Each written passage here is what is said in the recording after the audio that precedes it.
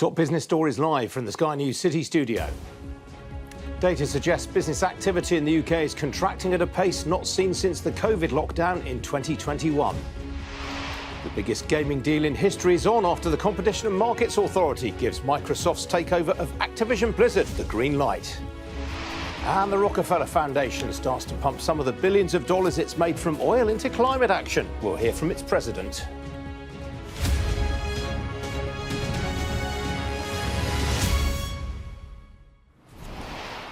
Good afternoon. This is Business Live with me, Ian King. Survey data out today suggests economic activity in the UK fell this month at the fastest pace since the third COVID lockdown.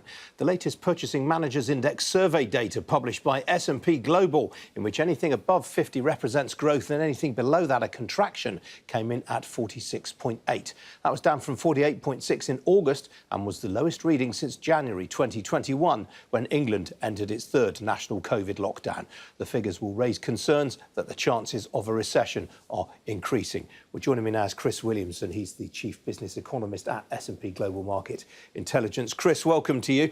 These are, of course, the flash figures. Would you expect them to be subject to revision? Well, they often do change a little bit, but the story doesn't generally change. What we're seeing here is a trend that has been evident for some months now of the economy really starting to weaken as we have the headwinds of the increased cost of living that everyone's bearing, with ever higher interest rates. That's clearly taking an increasing toll on the economy now. Now, on top of the July reading, which was 50.7, and August, which was 48.6, where does this probably leave us for this quarter, would you say, in terms of GDP?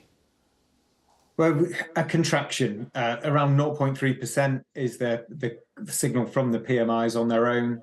They don't cover the whole economy, so there's other bits of it, like retail, that seem to do a little bit better today. So that might help prop things up a bit. But we're looking at a contraction of GDP after what was quite a decent second quarter. So things turning down. And Chris, I mean, looking at the numbers, I mean, manufacturing has obviously been contracting for a while in terms of activity. It actually ticked up during the month. It's services which is the real cause for concern. Yeah, manufacturing's been sort of bumping along in and out of contraction territory for a while now. The story there is an old one, whereby Brexit, export losses combining with weak demand has hit that sector. Now, part of that weak demand has been a post-pandemic or post-vaccine shift in spend from goods to services. Obviously, during the lockdowns, everything, we all spent money on new toys and new equipment to work from home. And then when the vaccines came about and more freedom was allowed, we moved to services. And we've seen this come about with the reopening waves. And globally, we saw quite a nice resurgence of things like travel and tourism earlier this spring. So obviously, this is the first year that we've had since 2019 of sort of unfettered global travel. We've all been able to go travel the world without worrying about quarantining and so forth.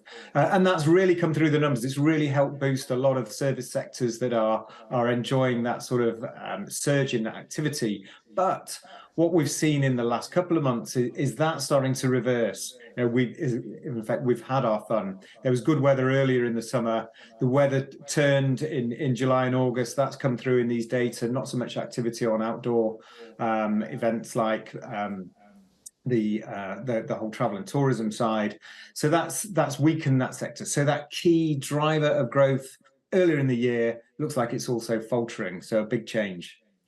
Briefly, if you would, please, Chris, anything in the data responses, the survey data that you've seen today that gives you hope that this might be a short-lived contraction in activity and things may pick up in October? I'd love to say yes, Ian, but unfortunately, all of the forward-looking indicators are negative. It looks like this is going to persist for some time, certainly into the fourth quarter.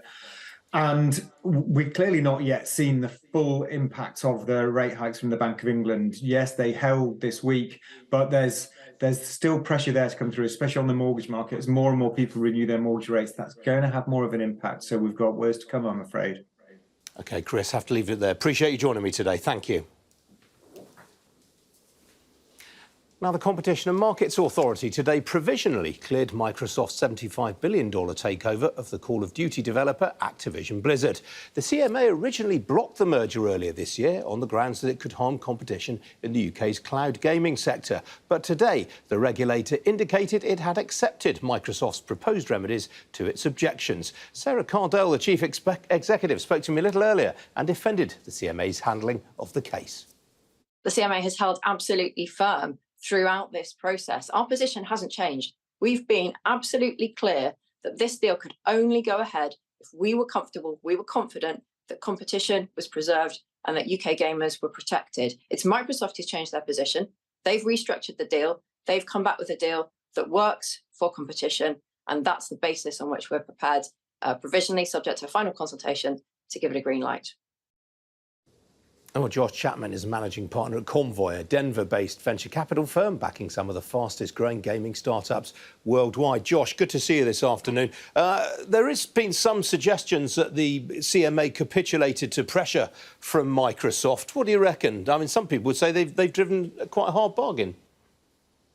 It's certainly driven a hard bargain. It's the same time, though, they are the last of almost every regulator in the world to let this go through. So I think they certainly are the last to approve it. And so there is certainly some pressure globally from regulators. But it's also important to know that the concession that Microsoft has made is not that huge of a concession and to get this over the finish line. Doing the deal with Ubisoft and allowing for their games to go across the Ubisoft platform is a very easy concession for Microsoft to make to get what is the largest acquisition Microsoft has ever done in the history of the company. The last one it did was, I believe, about $28 billion buying LinkedIn. This is a huge acquisition for Microsoft, and this was an easy concession to make for the CMA. That concession, however, was not obtained by the European Commission. Did they miss a trick there? I don't think they missed a trick. If anything, the European Commission actually has been even more intense on how they protect consumer data, consumer protections, competitive dynamics. And so the EU conceding first here, which actually kind of a surprise to the market, who thought the CMA would move first.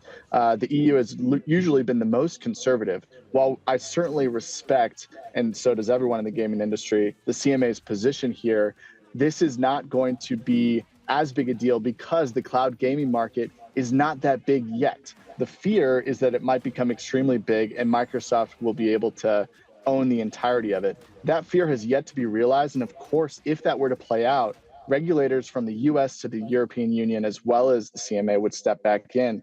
So I think that this was an easy concession.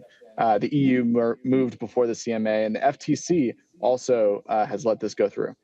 Josh, as you say, cloud gaming was the main focus for the CMA. What I can't understand is why they didn't look more closely at consoles, and in particular the fact that Microsoft has just launched this big game, Starfield, that's only on the Xbox. It's not available on any rival consoles like the PlayStation. That's right. It is interesting that they're focused so much on cloud gaming, which is a nascent, emerging, and almost insignificant market, when everything going on in PC, console, and mobile is actually where the FTC spend most of their time and concern. And so with these new games that are being released right now, they're not subject to these agreements that have been made. That said, Microsoft has agreed across the board that they will allow for Microsoft titles and Activision titles to be available around the world. And so that's going to obviously include the UK, which is good for UK gamers. But this is a very exciting time for Microsoft, very exciting time for the industry. This unlocks M&A. This is great for gamers. This is going to allow for price competition. And it's important to note that two key points of data here. Sony right now has about a 10.6% global market share in the gaming market. After this acquisition, Microsoft will have about 11.6%. That is nowhere close to a monopoly. This acquisition should have been approved a long time ago. And we're really excited as industry participants to see this get approved. Josh, good to talk to you this afternoon. Thanks very much indeed. Hope to see you again. Thank you. Some other business news stories for you now. And retail sales volumes rebounded last month after a rain-affected July, but by less than expected. The Office for National Statistics said the retail sales volumes, which is the quantity of items bought, rose by 0.4% month on month, less than the 0.5% improvement that economists had expected. Concerns are mounting that the US banking giant Citigroup is preparing to cut hundreds of jobs in the UK. Reuters is reporting that a memo from the bank's UK chief executive, James Bardrick, told staff that it's entering a consultation process which could lead to jobs being cut. It comes a week after Citi's global chief executive, Jane Fraser, announced a major reorganisation aimed at stripping out a layer of management. Well, Citi currently employs 16,000 people in the UK, the majority of whom work at its offices at Canary Wharf in East London. Drugs giant AstraZeneca said today that a treatment it's developing with the Japanese company Daiichi Sankyo had slowed the progression of a breast cancer in a late-stage trial. It said the treatment, called Dato-DXd, had demonstrated a statistically significant and clinically meaningful improvement compared with standard chemotherapy in patients with specific types of metastatic breast cancer. Investors have been particularly interested in this medicine due to the class of drugs it comes from, and shares of AZ have risen by as much as 2% today. Breast cancer is the world's most common cancer, with more than 2 million cases diagnosed in 2020. And the United Auto Workers Union said today it was stepping up industrial action against General Motors and Stellantis, the owners of Jeep and Chrysler. It will expand its strike action, which today entered its second week, to 38 parts distribution centres operated by the pair across 20 US states. But the UAW, which has 389,000 members across the US, spared Ford further strike action. It said this was in recognition of Ford showing that it was serious about reaching a pay deal. Now, the Rockefeller Foundation began 110 years ago, built on the profits of US oil.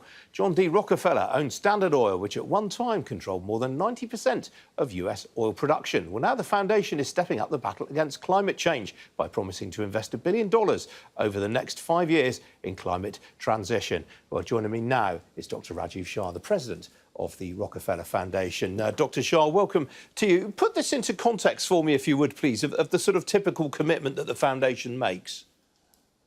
Well, thank you for having me, Ian. The foundation has been around, as you pointed out, for more than 100 years and was founded on the first massive fossil fuel fortune ever created.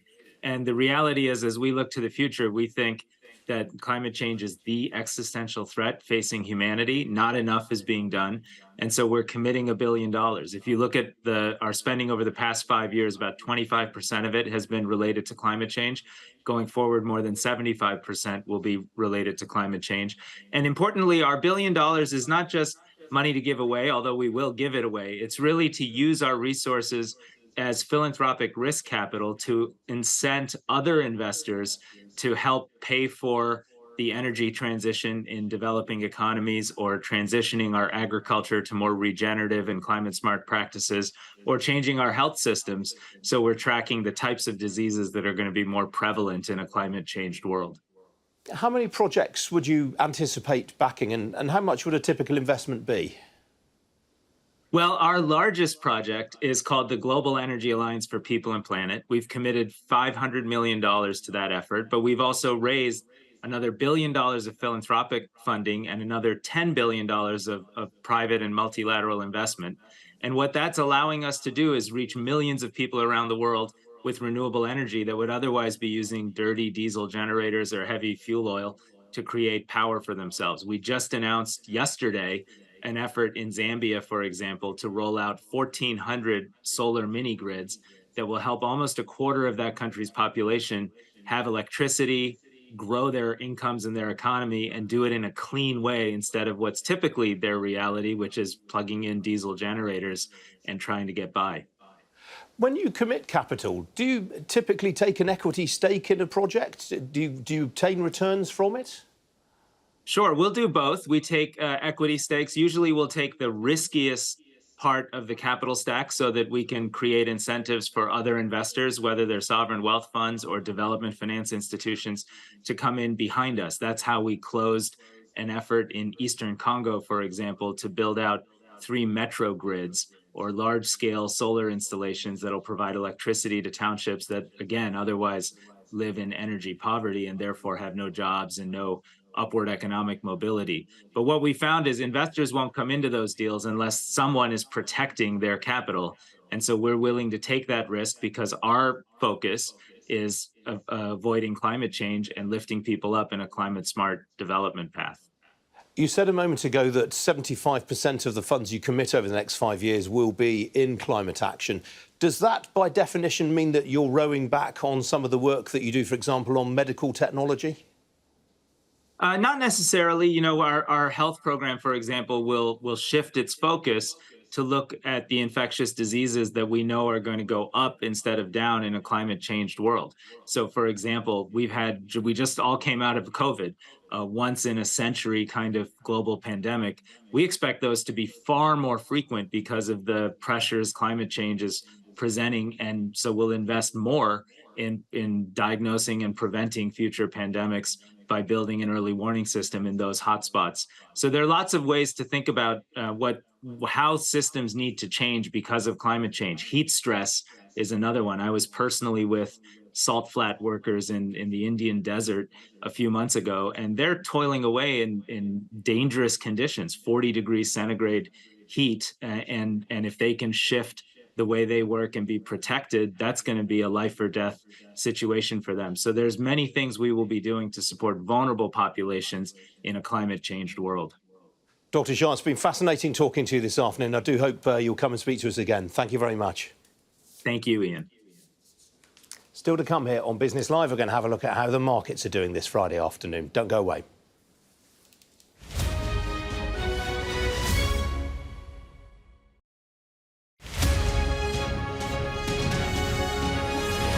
I'm currently running 7 marathons, as you said, through the most remote corners of all 7 continents. So far I've ran through the desert in Africa, through a desert in Asia, I've ran through Alaska in North America, and I've also ran through the Australian outback for the Oceania chapter. And I'm now approaching a really exciting time with 3 months of 3 back-to-back expeditions through the Amazon jungle in October, Arctic Circle in November, and Antarctica in December. You know, where I started this project was in the desert in Africa. Temperatures were close to 40 degrees, which, as a redhead, you can imagine has its own challenges. And we'll conclude this project in Antarctica, where temperatures will be as low as -25. So there's a huge contrast. And as you said, these are not normal conditions. These are abnormal conditions, and therefore my training can't be normal either. So I'm often preparing in hot chambers, cold chambers, doing everything I can to prepare myself as best as possible. My grandfather, Captain Rick Taylor, he served in the British Army for 38 years. He served all around the world, but it was sadly his battle against dementia which took his life. And I had the huge honour at his funeral of delivering his eulogy. And there I made a promise to support the fight against dementia until we find a cure. And as my challenges grow, so must my purpose. So today I'm publishing an open letter to the Prime Minister. I'm asking for a £16 million investment into improving diagnostics. So currently in England, 1 in 3 people with dementia are never formally diagnosed, which is incredibly sad. And it means when these new potentially life-changing treatments do become available, thousands of people are going to be missing out on drugs that they deserve and they won't be able to get access to because of inadequate diagnosis. There's been so many, and it's inspiring hope in so many millions of us around the country.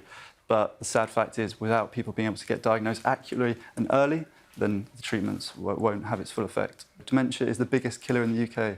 Currently, 1 in 4 hospital beds are occupied by dementia patients. So I hope so, and I hope doing this challenge, you know, as you said, running all around the world, I hope we can potentially bring a little bit of spotlight back to why this is so important.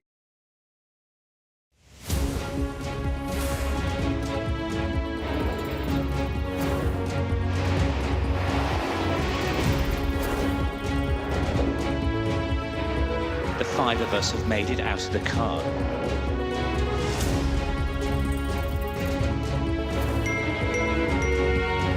Welcome to Backstage, the film and TV podcast.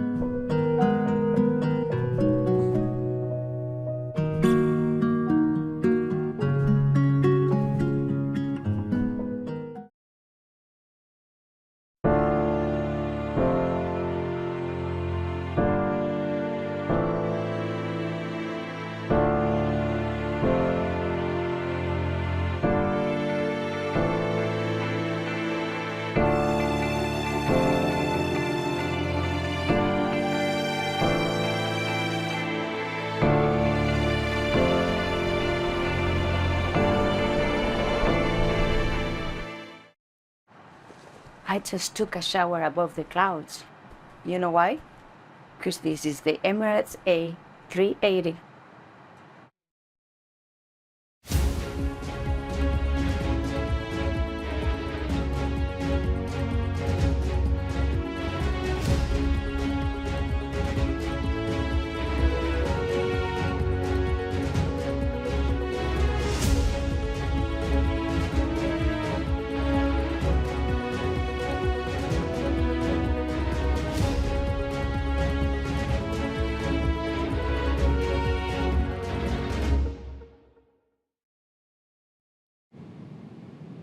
It's like Emirates, it's like better.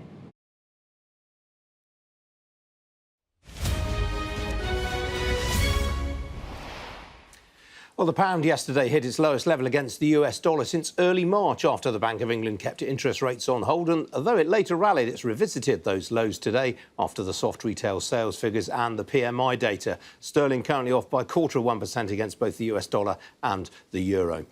On the equity markets, where European stocks have finished in mixed, in fact, look at that, they're all in negative territory. The main continental European indices, the DAX in Germany, more or less broke even. Here in London, the FTSE 100 finished, again, it's had quite a mixed session here, the FTSE. Let's see how it's finished. The closing auction has just completed. FTSE finishing more or less unchanged. They're up 5 points. Some of the dollar earners have lent support after sell-offs elsewhere. Among the gainers is JD Sports. You'll recall we had the chief executive on the programme yesterday. I had some very decent results. JD Sports finishing up nearly 1.5% on the day. The biggest blue chip faller in percentage terms is Halma, the safety specialist. Shares off 3.75%. That is on comment from one of the brokers. Outside the FTSE 100, the information and analytics group Essential finished up 6%. That was after half-year results came in ahead of expectations. Older viewers might recall that was known as EMAP once upon a time. Well, the wealth management group Rathbones shares up there, 3.25%. That was after it got a push from one of the brokers. Over on Wall Street, the S&P 500 and the Nasdaq have rallied at the open. They were in line for 3 days of consecutive reverses. Individual stocks standing out this afternoon include Ford. The shares up there 3.75%. That was after it was exempted from the latest round of strikes in the car industry. And Activision Blizzard, which we were talking about earlier, shares up currently 1.75% after the Competition and Markets Authority cleared its takeover by Microsoft. As for the oil price, well, that is trading higher this afternoon, but it's still on course to clock up its first weekly decline in 4. Barrel of Brent crude currently changing hands at $93.51 a barrel. That's up a little under 0.25%. Well, joining me now is George Ligarius, the chief economist at Mazars. George, good to see you again. We've been talking a lot about the UK economy this afternoon. I want to get your thoughts on the Eurozone. There's been a very interesting speech from the chief executive of Deutsche Bank in particular. Yes, the sick man of Europe speech. So it's actually quite simple. The German economy was geared into producing stuff. It's one of the more producer economies of the Eurozone. It has been the locomotive of Eurozone growth. But cars are now made in China, they're made in the US, and they're electric vehicles. And Germany has just been late to the game. Now, whereas I understand where they're coming from, and if you see their PMI numbers, they have been crashing in the past few months. I think that the German industry historically is a resilient and resourceful place. So yes, you could see German economy underperforming for 1, 2, 3 years, but over the long term, somehow I have a faith that they're going to bounce back. That's interesting. I mean, Germany obviously in recession at the moment. Does it follow, because Germany's in recession, that the rest of the Eurozone will follow it? Well, the economies of the Eurozone have very different characteristics. So in Germany, it's all about manufacturing. In France, it's all about consumption. You have very different labor market in Spain. In Italy, things are always tough. So definitely the locomotive of the train going slower is going to hurt everyone. But really, those countries seem to be facing their own set of problems as well. So they're just exacerbating the issue. Why do you have such confidence in Germany over the longer term? Because some people might say, well, hang on, they've got a real demographic crisis on their hands there. The population is getting older quite rapidly. Because, to be honest, in the past, they have managed to solve the problem with migration, and they have been pretty open to it. They have been pretty open to taking in migrants and of younger ages and putting them to work in factories. And I know that sometimes is not palatable, but I feel that, okay, maybe the next government might not want them, but the government after that will. That's the demographic issue can be solved with a few short movements by specific governments and can be solved for half a generation. So that's why I'm confident that demographic will not be an issue. Plus, as I said, this is an economy that is geared towards delivering GDP. I don't imagine they're going to put up the white flag yet. All right, George, we've got to leave it there. I gather you're coming into the studio next week, so look forward to seeing you. Thanks very much. That's it from me. I'm back again on Monday at 11:30 with Business Live. In the meantime, have a great weekend and do stay tuned because coming up after this short break, it's more Costin with the News Hour. Cheerio.